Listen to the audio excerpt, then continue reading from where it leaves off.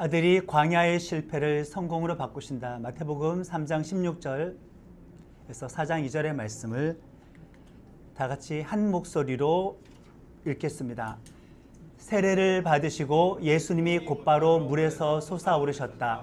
그런데 보라, 예수님 열렸다. 그리고 예수님이 보시니 하나님의 성령이 비둘기처럼 내려와 예수님 위로 오셨다. 또 보라, 하늘에서 소리가 났다. 그 소리가 말했다. 이는 사랑하는 내 아들이다. 나는 그가 좋다. 그때 예수님이 성령님에게 이끌려 광야로 가셨다. 거기서 마귀에게 유혹을 받으셨다. 40일 동안 낮과 밤으로 금식하시고 나서 그 뒤에 예수님은 배가 고프셨다. 아멘. 세례 요한은 비록 신약 성경에 등장하는 인물이지만 그는 복음에 속한 사람은 아닙니다. 예수님께서 십자가에서 죽으시고 부활하기 전에 예수님의 구원의 은혜를 경험하기도 전에 세례 요한은 그냥 순교했기 때문에 그는 복음을 경험하지 못한 사람이기 때문에 신약 성경에 등장하지만 그는 구약에 속한 사람, 율법에 속한 사람입니다. 그런 의미에서 우리들보다 어떻게 보면은 영적으로는 못한 사람이라고 할 수 있죠. 우리 예수님을 구주로 영접하여 구원받았고 이미 하나님 나라의 백성이 되었기 때문에 복음의 영향력으로 예수님의 십자가의 죄사함의 은혜를 입은 우리들은 세례 요한보다는 훨씬 더 나은 사람들이 되는 겁니다. 세례 요한은 그래서 한계가 뚜렷한 사람이라고 할 수 있습니다. 사실 이 세례 요한이 예수님의 신분에 대해서 하실 일들에 대해서 또 딱히 정확하게 알았던 것도 아니었습니다. 당연하죠. 구약은 예수님의 그림자만 볼 수 있습니다. 구약은 예수님을 예언할 뿐입니다. 율법은 예수님을 선명하게 밝히지는 못합니다. 세례 요한은 당연히 구약에 속한 사람이었기 때문에 예수님에 대한 이해가 정확할 수는 없었습니다. 예수님께서 공생애를 시작하실 때 예수님을 직접 낳아서 30년 동안 키웠던 그 마리아조차도 예수님을 정확하게 이해 못했거든요. 예수님의 육신의 동생들조차도 예수님을 정확하게 이해 못했습니다. 예수님께서 하나님 나라의 복음을 증거하기 위해서 계속 전도 여행을 다닐 때 이 마리아와 예수님의 동생들은 예수님이 제정신이 아닌 줄 알고 예수님을 잡으러 돌아다니기도 했었습니다. 가족들조차 예수님에 대한 정확한 이해가 없는데 구약에 속한 세례 요한도 당연히 예수님을 정확하게 이해할 수는 없었죠. 또 하필이면 이 세례 요한의 아버지는 레위 지파 제사장입니다. 그러면 자동적으로 세례 요한은 율법대로라면은 제사장이 되는 거죠. 율법을 소중하게 여기고 성전을 소중하게 여기고 제사 의식을 통하여서 사람들의 죄를 용서해 주는 율법에 속한 사람인 것이 신분으로도 이렇게 증명이 되니 세례 요한은 예수님에 대해서 정확하게 고백할 수는 당연히 없습니다. 우리는 예수님의 구원하심을 알고 있고 자세히 알고 있습니다. 우리는 다행히게도 예언의 시대를 살고 있지 않고 이미 성취의 시대를 살아가고 있습니다. 세례 요한보다 엄청난 특권과 특혜를 받은 사람들이 바로 우리들입니다. 그런 세례 요한이 요단강에서 사람들에게 회개의 세례를 주고 있습니다. 정확하게 번역하면은 침례를 주고 있습니다. 침례 요한입니다. 요단강에서 물을 찍어서 머리에 바른 것이 아니라 그의 몸을 대상자의 몸을 요단강 속에 잠기게 했다가 일으켜 세웠기 때문에 정확하게 번역하면은 침례 요한이고 침례를 준 것입니다. 그가 사람들에게 침례를 주면서 사람들을 회개시켰습니다. 예수님 영접할 수 있는 사전 작업을 해 놓는 거죠. 회개 없이 복음을 받아들일 수 없잖아요.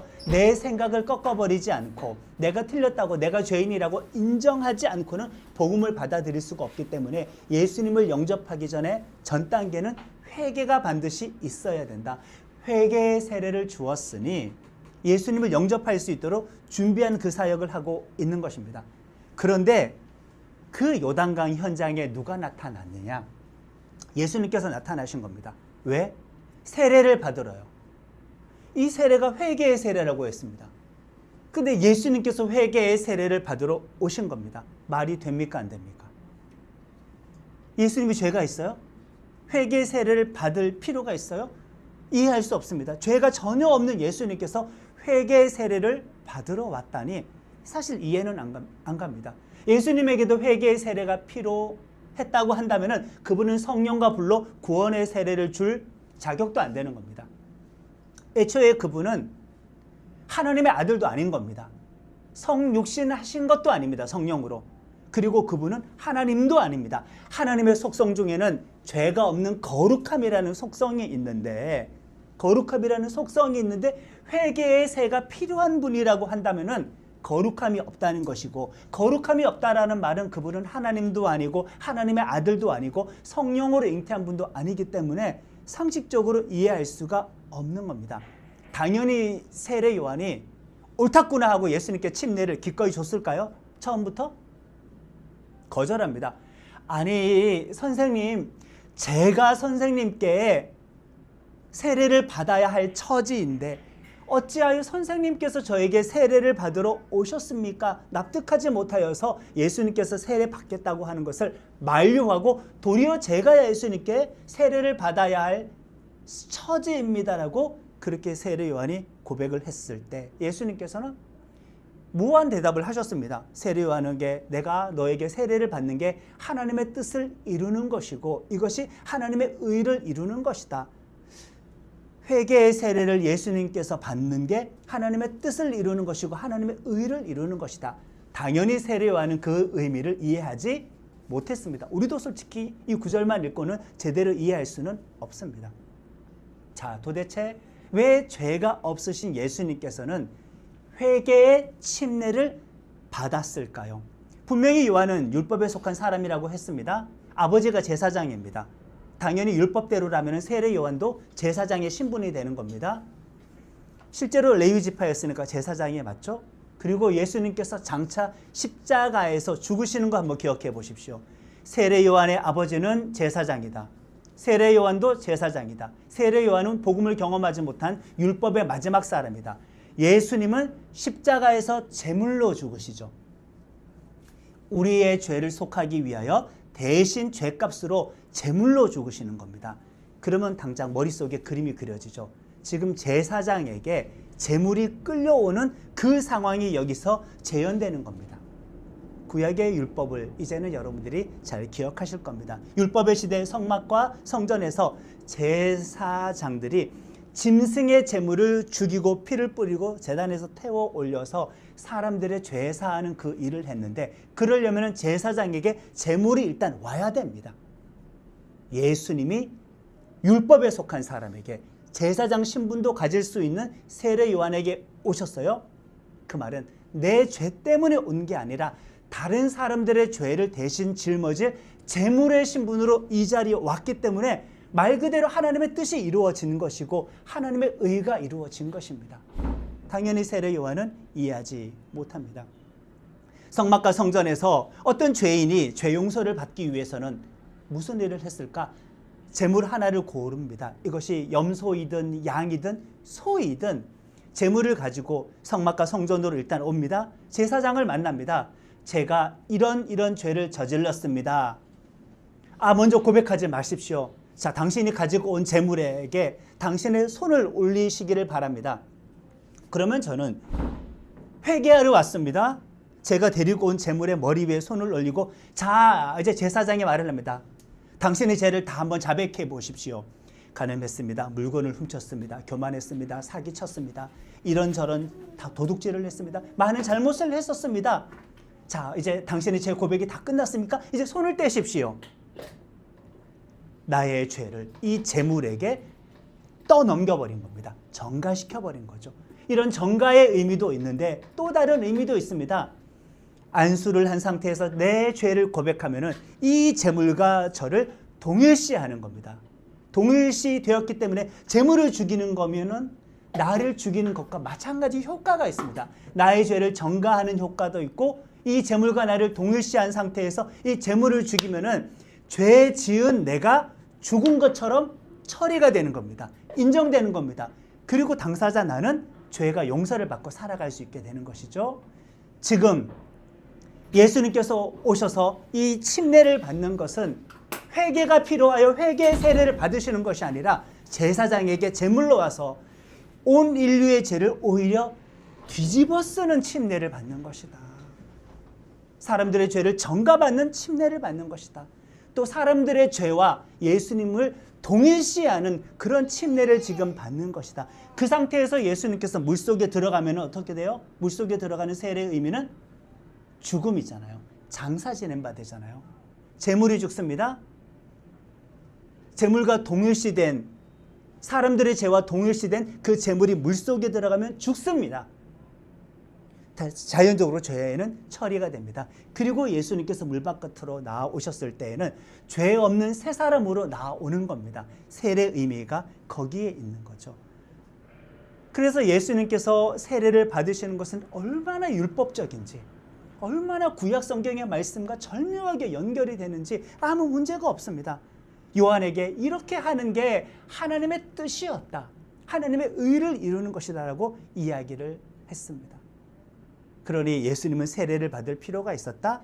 회개하기 위해서 아니라 죄를 전가받기 위해서, 다른 죄인들과 나를 오히려 동일시해서 물속에 들어가서 같이 죽기 위하여 세례 요한에게 세례를 받으러 오신 것입니다. 오직 예수님을 통해서 죄사함 받고 구원받을 수 있다라는 그 사실을 이제서야 드디어 성취하는 것을 먼저 세례를 통하여 보여주고 본격적으로 그 사역을 이제 예수님은 시작하실 것입니다. 하나님의 구원과 뜻과 그 계획을 위하여 자신은 죄를 뒤집어 썼습니다. 이런 억울함이 어디에 있나? 이런 세례가 어디에 있나? 남들은 다 회개의 세례를 받는데 예수님 혼자서만 오히려 남의 죄를 뒤집어 쓰는, 온 인류의 죄와 나 자신을 동일시하는 그 연합의 세례를 받고 있으니 비참한 운명이라고 할 수 있지만 예수님께서는 기꺼이 그것을 순종하셨습니다. 엄청난 각오이지 않습니까? 그러니까 예수님께서 세례 받는 거는 진짜 이거 극적인 사건입니다. 대단한 사건이죠. 예수님의 놀라운 각오와 순종입니다. 이 장면을 하나님께서 보실 때 얼마나 감격하셨을까? 우리 예수님이 얼마나 대견하셨을까? 정말 감동적이고 기뻐하실 수밖에 없는 그 일이니 예수님께서 세례를 받고 요단강에서 올라오실 때에 아무런 일도 일어나지 않는 것이 오히려 이상하겠죠. 엄청난 일이 일어나야 되겠죠. 16절과 17절의 말씀을 다시 한번 읽겠습니다. 세례를 받으시고 예수님이 곧바로 물에서 솟아오르셨다. 그런데 보라, 하늘이 열렸다. 그리고 예수님이 보시니 하나님의 성령님이 비둘기처럼 내려와 예수님 위로 오셨다. 또 보라, 하늘에서 소리가 났다. 그 소리가 말했다. 이는 내 사랑하는 아들이다. 나는 그가 좋다. 아멘. 놀라운 장면입니다. 성경에서 삼위일체 하나님의 각각의 인격이 동시에 등장하는 구절들 중에서 대표적인 구절입니다. 일단 성자 하나님 예수님께서 세례를 받으시지요. 성령님께서 비둘기처럼 거기에 강림하시죠. 그 사건이 있을 때 하늘에서는 아버지의 음성으로 이는 내 사랑하는 아들이다. 내가 그를 좋아한다라는 성부, 성자, 성령 하나님이 같이 각각의 인격으로 등장하여서 이 사건에 대해서 역할을 감당하고 있으니 얼마나 중요한 사건입니까? 구약 성경, 율법, 제사, 성전의 모든 것이 그냥 이 한 장면에 다 요약이 되어 있기 때문에 성부, 성자, 성령 하나님께서 동시에 다 출격할 수밖에 없는 거죠. 이렇게 예수님의 행동 하나하나는 전부 구약의 모든 예언을 지금 성취하고 있습니다. 다 연결이 되어 있습니다. 그러니까 이걸 가지고 설명만 잘하면은 구약 성경을 믿고 있는, 율법을 믿고 있는 유대교 유대인들이 너무나 구약적이잖아요. 너무나 율법적이잖아요. 너무나 말씀과 밀접하잖아요. 그러니까 정말 제대로 설명만 한다면은 유대인들이 복음을 거부할 이유는 전혀 없습니다. 진짜 우리 따져보자. 말씀이 그러한가야 한가 따져보자. 맹목적으로 읽지 말고 진짜 율법이 그 뜻인지 구약이 그 뜻인지 따져보자. 결국에는 얘들 나라 실패해서 망했단 말이에요. 율법은 성공하지 못했단 말이죠. 성전 제도와 제사 제도가 자기 나라를 구원하지 못하고 식민지가 되었단 말이죠. 하나님의 나라는 도래하지 않았단 말이죠. 그리고 예수님께서 등장하셨는데 구약의 모든 사건을 재현을 하셔요. 대신 다릅니다. 하나님의 아들이 그 역할을 하셔서 성공하시니까 안 믿을 이유가 없죠. 반대를 위한 반대만 하지 않는다면. 그런데 이들은 반대를 합니다. 대부분 신앙생활을 할 때 초창기에 배웠던 말씀을 많은 사람들이 못 지우잖아요. 그러니까 청년 때 초창기 때 이단에 빠지면은 그 이단인 것 자각을 해도 그 교리를 지워내는데 한 10년 15년 걸립니다.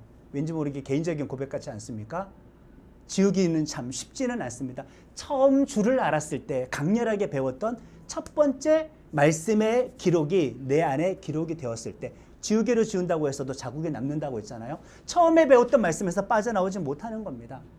율법만 아는 것보다 복음을 알면은 예수를 믿을 수 있는데, 책 한 권 읽은 사람이 무서울까요? 100권 읽은 사람이 무서울까요? 한 권을 읽은 사람이 무섭습니다. 그게 전부인 줄 아니까.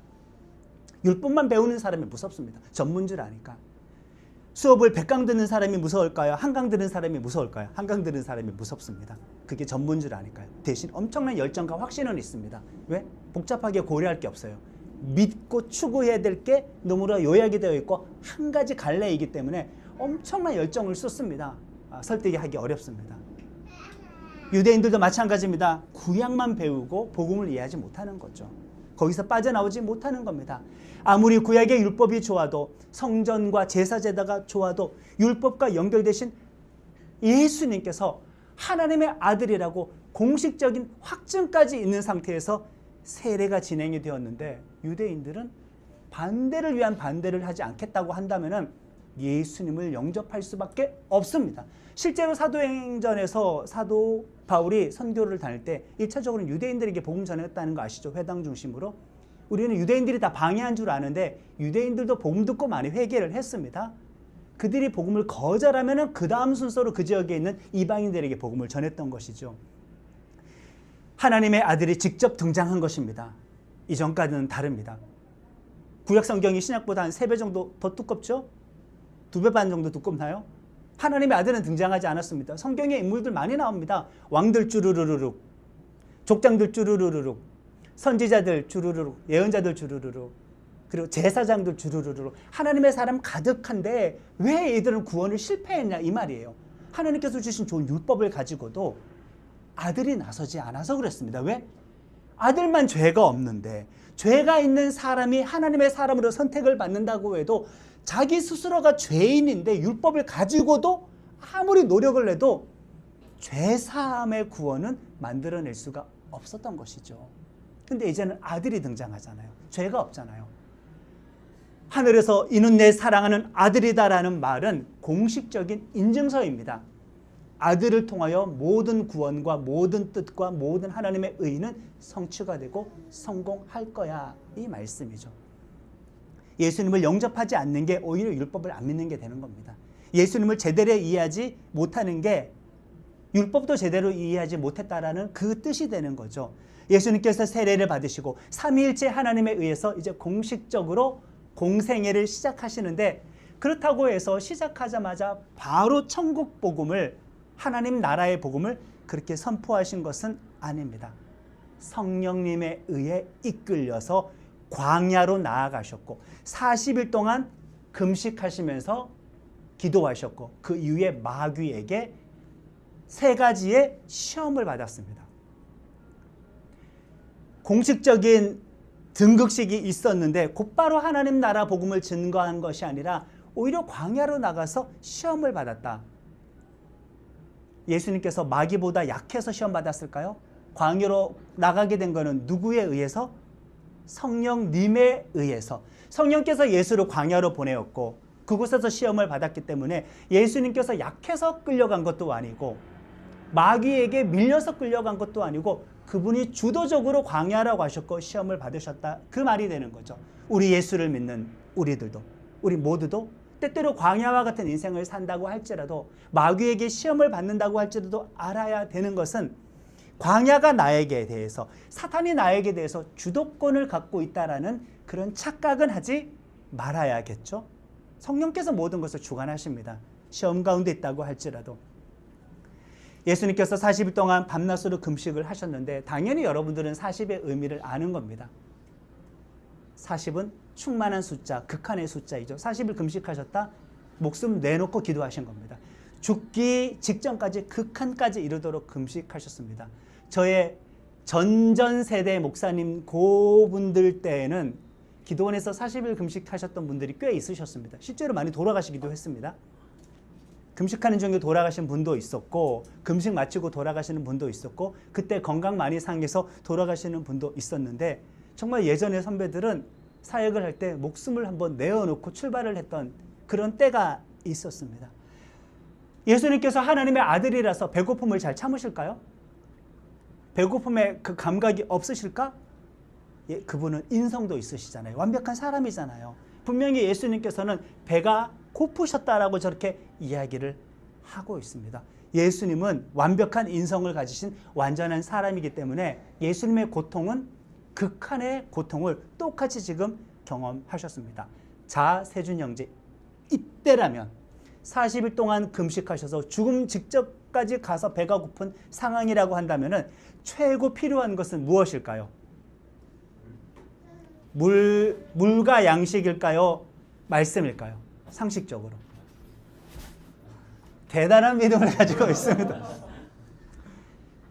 최고 필요로 한 것이 사실 40일 굶은 사람에게, 정말 돈이 필요한 사람에겐 돈이, 정말 건강이 없는 사람에게는 건강이, 정말 물이 필요한 사람에게는 물이, 음식이 필요한 사람에게는 음식이 현실적으로 볼 때 사실적으로 가장 필요한 우선순위가 아닐까요? 그런데 명심해야 될 것은 최고 필요한 것이 오히려 최고의 유혹으로 다가오게 된다. 그때 마귀가 예수님께 다가와서 이렇게 유혹을 합니다. 함께 합니다. 이 돌들이 빵이 되라고 말해보시오. 사람이 빵으로만 사는 것이 아니라 하나님의 입을 통해 나오는 모든 말씀으로 살 것이다 라고 신명기 말씀을 인용해서 사탄을 꾸짖었습니다. 사탄의 유혹은 상식적이고 정당한 유혹이죠. 오히려 예수님의 대답이 비상식적으로 들리지 않습니까? 이게 세상의 가치관의 우선순위입니다. 근데 믿음의 사람들은 완전히 이것과 다른 가치관으로 살아가야 될 사람이죠. 죽음 직전까지의 극단적인 굶주림이라면 극단적인 육체의 필요이고 현실적인 필요인데 그것을 최우선적으로 해결하기 위해서라면 말씀을 불순종하는 한이 있어도, 말씀을 거절하는 한이 있어도, 이거 잊어버리고 버리는 한이 있어도 그거 선택하는 것이 상식인 것처럼 보입니다. 마귀의 유혹은 그래서 정말 정당하고 일반적으로 보입니다. 그러니 웬만한 사람 다 넘어집니다. 왜? 말씀보다 현실적인 필요를 최우선으로 더 버리니까. 거의 다 넘어집니다.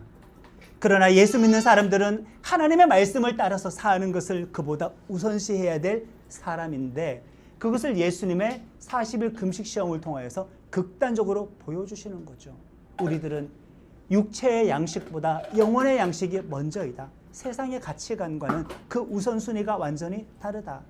말씀을 따라 살기 위해서는 육체적인 손해를 감수해야 되지, 오히려 육체적인 손해를 감수하기 싫어서 말씀 희생을 감수하는 그런 삶을 살아가고 있지는 않으십니까? 마귀의 유혹에 많이 넘어집니다. 40일의 금식이면 정말 최대치이죠. 죽음 직전까지 가는 그 상황에 예수님께서 사탄에게 이런 제안을 받았습니다. 당신은 그런 능력이 있잖아요. 이 돌들 가지고 떡 만들어서 해결하는 거 급선무인데 그럴 능력도 있어요. 해결할 능력도 있는데 그거 먼저 해결하세요라고 이렇게 요청을 할 때 예수님은 아니다.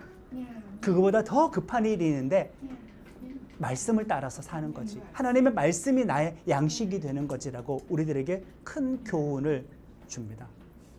죽으면 죽으리라. 죽었다 깨어나도 하나님의 말씀에 순종하는 삶을 내 인생에 최우선적으로 한번 살아가 보는 겁니다. 넘어지더라도.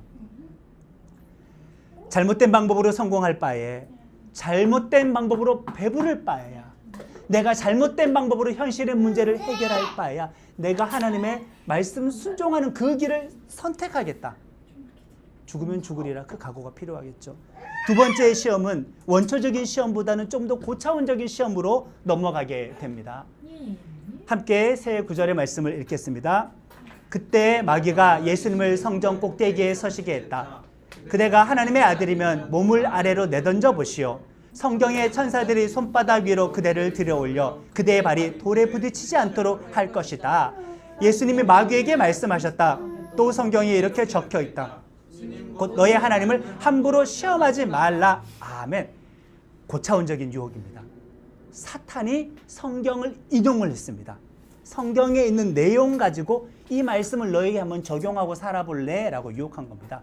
성경에 보면은 뛰어내리면 천사가 받아준다고 했잖아. 이 성경 말씀을 근거로 성전 꼭대기에 예수님을 데리고 간 다음에 뛰어내려서 하나님이 받아주는 거 경험해봐. 하나님을 테스트해보라 이거죠. 다른 의미로는 너의 믿음을 한번 자랑해봐도 되는 겁니다. 증명해봐도 되는 겁니다. 그냥 우리는 하나님을 믿고 순종하면 되는데 너무 많은 사람들은 자기의 믿음을 이 정도 된다라고 증명하고 싶고 자랑하고 싶어 합니다. 참 교묘하죠. 이거 신앙적인 것 같죠. 내 믿음을 증명하고 싶고 내 믿음을 자랑하고 싶고 내 믿음을 드러내고 싶은데 이게 교묘하게 하나님께 단순하게 순종하면 될 것을 이거 하나님을 테스트하는 행동이 되게끔 유도하는 거죠. 믿음을 시험하는 거, 믿음대로 과감하게 몸을 던지는 게 용기 있어 보이지만 그러니까 이 성경을 가지고 유혹을 하는 겁니다. 게다가 사탄의 유혹이 얼마나 설득력이 있냐면은 성전 꼭대기에 예수님을 데리고 간 다음에 너 뛰어내려봐. 죽으라는 게 아니라 그러면 천사가 너를 보호해 줄 거야 라고 죽으라는 시험이 아니라 보호를 받을 수 있다라는 설득력 있는 시험이기 때문에 더 교묘하다고 할 수가 있습니다. 성경을 근거로 해서 공격한 것이기 때문에 웬만하면 다 속을 시험입니다. 그러면 우리 이런 생각을 할 수 있겠죠. 내가 말씀을 묵상할 때 어떤 하나님의 말씀이 떠올랐어요. 그 모든 말씀 싹 다 하나님께서 주시는 걸까? 예수님에게도 성경 말씀을 던질 수 있는 사단이라고 한다면 성도에게도 성경 말씀 가지고 사단이 유혹할 수 없을까? 유혹할 수 있겠죠. 엄청난 분별력이 필요합니다. 어쩌면 또 쉽습니다. 이 말씀을 붙잡고 내가 내 믿음을 증명하는 행동을 하게 된다면은 이것은 사단의 유혹이 되기 쉽다. 오히려 그냥 내 믿음을 증명할 일도 없고 내 믿음을 자랑할 일도 없고 내가 이 정도까지 믿는다고 뽐낼 일도 없이 그냥 단순하게 하나님의 명령과 말씀에 대해서 순종하는 내용이라면 그나마 안전한데 내가 뛰어내려도 하나님께서 나를 잡아준다는 거 내가 확신을 해. 이거 남들이 볼 땐 대단하게 믿음 좋은 행동이지 않습니까? 근데 그 구절을 사단이 집어 넣었다. 우리도 이럴 때 많이 넘어갑니다. 여러분들이 하나님의 음성을 들었었을 때에는 나눔을 통하여서 교차 검증할 필요가 있습니다. 많이 배울 필요가 있습니다. 말씀을 인용을 하는데도 잘못 인용할 수 있고 적용을 하는데도 잘못 적용할 수가 있기 때문에 최대한 우리는 많이 배울 필요가 있고 많은 사람과 나누어 들을 필요가 있습니다. 내가 하나님의 뜻대로 산다고 착각하지만은 그래서 정말 모든 말씀에 근거해서 살아가지만 교묘하게 내 믿음 자랑, 내 믿음 자랑, 내 믿음 자랑인 경우가 얼마나 많이 있습니까? 내게 주어지는 말씀을 또 안 받으려는 경우가 얼마나 많이 있고 내가 선택하는 말씀만 받아들이는 사람이 얼마나 많이 있습니까? 내가 듣는 수업은 믿는데 다른 사람이 들으라고 하는 수업은 안 믿는 거. 다른 사람이 소개하는 말씀은 안 듣는데 내가 찾아서 선택하는 말씀을 신뢰하려고 하는 그 이면에는 왜일까? 교만함이 있지 않을까? 우리의 인생 전체에서 마귀는 이렇게 포기하지 않고 끝까지 우리를 시험한다. 예수님도 광야 인생도 40년인데 40일 광야에서 시험 받았다라는 말은 우리도 일평생 동안 마귀에게 시험을 받는다. 3-4번 시험 받는다. 성도들도 당연히 완벽한 시험을 받는다. 많은 사람들은 마귀의 존재를 잊어버리려고 합니다. 무관심합니다. 근데 분명히 등장합니다. 영적인 존재로, 인격적인 존재로. 그리고 교묘하고 계획적으로 어떤 일을 합니다. 근데 우리는 마귀에 대해서 모릅니다. 공부하지 않습니다. 대적하는 방법 안 배웁니다. 대적기도도 제대로 공부하지 않습니다. 그러나 분명히 있다. 예수님조차 마귀에게 접근했다고 한다면은 성도에게 접근하는 일은 훨씬 쉽죠. 물론 우리는 예수님 보호해 주시니까 믿음을 잃기까지 넘어지지는 않겠으나 믿음의 손상은 받겠죠. 시험은 들겠죠. 그렇게 실족할 수는 있을 겁니다. 마귀를 인정해야 합니다. 대적해야 할 존재입니다. 이제 마귀는 세 번째 시험을 하는데 이 시험의 내용은 더 고차원적이 됩니다. 배고픔이라는 인성을 공격했다가 신성을 공격하는 방향으로 원초적인 문제에서 고차원적인 문제로, 육적인 문제에서 어떤 영적인 문제로, 영적인 문제에서 정신적인 문제에서 하나님의 구원 계획까지 깨트리려고 하는 고차원적인 시험으로 마귀가 예수님을 시험하는데, 세 말씀을 같이 읽겠습니다. 마귀가 예수님을 매우 높은 산으로 데려간다. 이 모든 것을 그대에게 주겠소. 그대가 나에게 엎드려 절한다면 말이요. 그때 예수님, 물러나가라 사탄아. 너는 주님, 곧 나의 하나님을 엎드려 절해야 한다. 그분만을 섬겨야 한다. 아멘. 예수님께서 세상을 다 가질 수 있는 지름길을 제시해 주는 겁니다. 원래 하나님의 계획대로라면 예수님께서는 십자가에서 죽으시고 부활하시면은 모든 이름 위에 뛰어난 이름을 가지시게 되는 거거든요. 십자가에서 죽으시고 부활하셔서 모든 죄를 없애고 사망을 없애고 악을 없애고 원수 세력을 다 없앤 다음에 예수님께서 뛰어난 이름을, 존귀한 이름을 가지시게 되는 건데, 이게 하나님의 계획인데, 그러려면 예수님이 죽어야 되는 전제가 있잖아요. 그렇게 하지 말고 나에게 엎드려 절하면 세상을 다 줄게라고 십자가 고난이 없는 지름길을 제시하는데, 우상 숭배하고 손쉬운 승리와 축복을 가져가라 이거죠. 세상에 굴복하고 지름길을 따라가라. 십자가 없는 세상의 축복과 세상의 승리 방법을 너도 가져가라. 사탄과의 거래이며 사탄과의 타협인데, 이거 예수님께서 수락하면 무슨 일이 일어나느냐? 십자가 사건이 없게 됩니다. 죽을 필요가 없으니까. 부활도 없게 됩니다. 인류는 구원을 얻지 못하게 됩니다. 그거 지금 제시하고 있습니다. 그럴싸하지 않습니까? 돌려서 말하면 사탄은 예수님께서 세상 사람들을 저주 가운데서 구원해내지 말고 그 사람들을 계속 저주 가운데 두도록 교묘하게 속이고 있는 것입니다. 여러분들이 예수라는 사람이라고 칩시다. 음악을 하는 사람이라고 칩시다. 곡을 써야 되는데 좋은 곡에 영감이 안 떠오릅니다. 사단이 거래를 하는 거죠. 너 마약하고 비몽사몽 간에 나와 좀 거래를 하자. 내가 곡에 대한 어떤 인사이트를 많이 줄게. 불법과 불의의 방법으로 거래를 하자. 내가 사업 잘 트게 해줄게. 아부하고 뒷돈 주고 부정과 부패를 일삼아서 성공을 해보자. 내가 그 길을 열어줄게 라고 했었을 때 주님은 사탄아 물러가라라고 했었죠. 사단에게 절하는 방식으로 승리를 쟁취할 수 없다. 자, 그런데 이 장면, 성전 꼭대기까지 올라갔습니다. 높은 산 꼭대기까지 올라갔습니다. 세상을 보여주면서 나한테 절하면 다 줄게라고 했습니다. 이 장면 어디서 본 적이 없습니까? 지금 예수님은 구약의 말씀을, 구약에서 실패한 구원 사건들을 재현해서 아들의 신분으로는 그것을 지금 성취하고 계신다고 제가 말씀을 드렸습니다. 마귀가 예수님을 성전 꼭대기에 데리고 올라갔습니다. 산 꼭대기에 데리고 올라갔습니다. 산 꼭대기에서 제의했던 말은 인류를 구원하지 말고 혼자서 스스로 높아지라, 그 뜻이었죠. 민수기에 누가 연상이 되십니까? 발락이 발람을 데리고 산 꼭대기마다 계속 데리고 올라가면서 저주하라 저주하라 저주하라 했는데 그 말씀이 겹쳐집니다. 사실 마태복음 처음은 구약 성경의 하나님의 구원 방식과 그 과정의 복사판이라고 할 수가 있습니다. 예수님께서 이집트에 갔다가 나오셨죠? 출애굽입니다. 출애굽한 이들이 광야에서 처음 경험한 일이 무엇입니까? 눈앞에 펼쳐져 있는 홍해를 건너는 일이죠. 예수님께서 이집트에 갔다 오셔서 공생이 시작할 때 그럼 예수님도 홍해를 경험해야죠. 요단강에서 세례를 받으셨습니다. 과거에 하나님의 백성들이 홍해를 건넌 다음에는 광야로 들어갔죠. 40년 동안. 예수님도 성령에 이끌려 광야로 들어갔죠. 40일 동안 금식하시면서 시험을 받으셨는데 과거에 하나님의 백성들은 실패했는데 아들로 구약의 구원 방식을 재현하는 예수님께서는 성공하신다라는 것을 지금 보여주고 있습니다. 그리고 예수님께서 그분만을 섬겨야 한다라고 3번의 시험에 3번 하나님의 말씀으로 사단을 꾸짖었는데 전부 다 신명기의 말씀을 인용했습니다. 신명기의 말씀이 어떤 말씀일까요? 모세오경의 마지막 책이죠. 광야 생활을 다 마치고 모세가 설교를 하면서 왜 우리에게 너희들에게 광야 생활이 있었는지, 광야 생활의 취지가 무엇이었는지 설명을 해주는데 그게 신명기 6장 8장에 나옵니다. 직접 나옵니다. 광야 훈련의 이유가 너희들이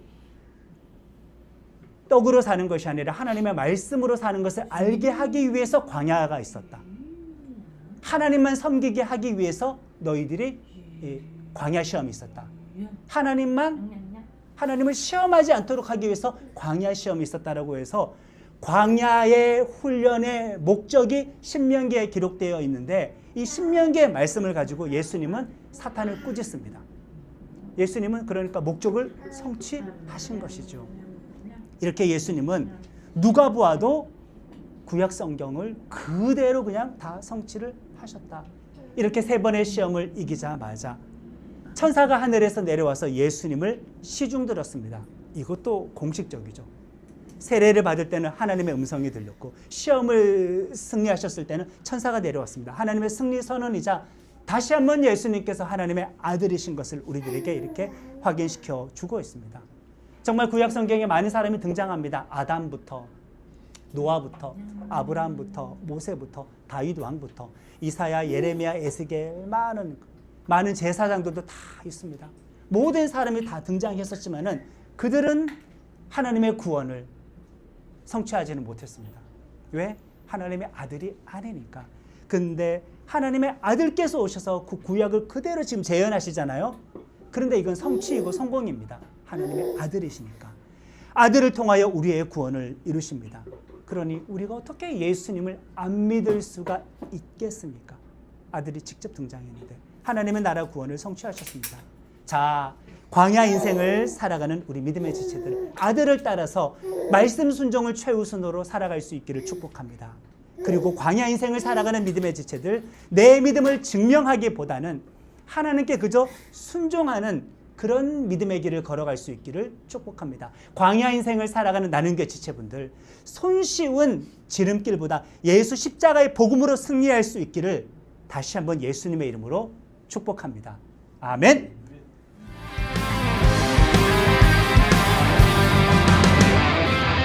마귀들과 싸울지라 제약 벗은 형제여, 담대하게 싸울지라 저기 악한 적병과 심판날과 멸망의 날 네가 섰는 눈앞에 곧 다가오리라. 마귀들과 싸울지라 제약 벗은 형제여, 담대하게 싸울지라 저기 악한 적병과 심판날과 멸망의 날 네가 섰는 눈앞에 곧 다가오리라. 영광 영광 할렐루야, 영광 영광 할렐루야, 영광 영광 할렐루야, 곧 승리하리라.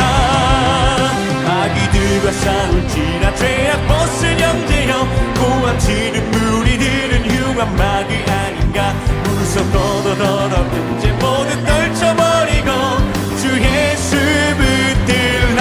영광 영광 영광 할렐루야, 영광 영광 할렐루야, 영광 영광 할렐루야, 곧 승리하리라. 영광 영광 영광 영광 할렐루야, 영광 영광 할렐루야, 영광 영광 할렐루야, 곧 승리하리라.